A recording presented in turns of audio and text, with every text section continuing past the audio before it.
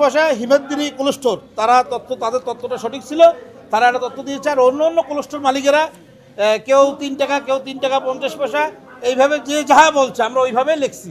আমরা মন করাভাবে কোনো করিনি। যে সমন্বয় করে একটা প্রতিবেদন তৈরি করার কথা ছিল এবং প্রতিবেদন তৈরি হয়েছে। কোল্ড স্টোর মালিকেরা সহ সবাই সিগনেচার করার কথা ছিল, কিন্তু কোল্ড স্টোর মালিকেরা এই প্রতিবেদনে সই করে নাই।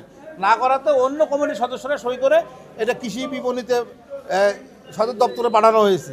কিন্তু আমার কথা হলো যে 15 কার্য দিবসের মধ্যে আপনার এটা ফয়সালা হওয়ার কথা, সেই জায়গার মধ্যে আজকে 2 মাস হয়েছে, আমরা এটার কোনো ফয়সালা পাচ্ছি না।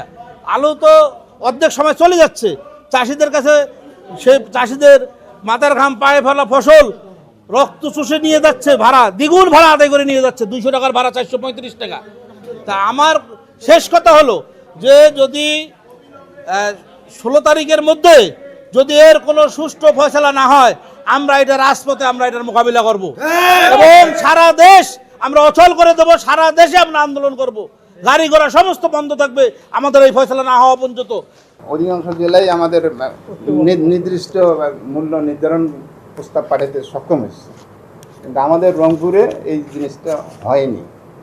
সেটা কোল্ড পক্ষ থেকে তাদের যে পরিমাণ সহযোগিতা করা দরকার বা মেনে নেওয়ার কথা সেটা তারা মানেনি, যার কারণে এরকম একটা প্রস্তাব আমরা ঢাকায় পাঠাচ্ছি।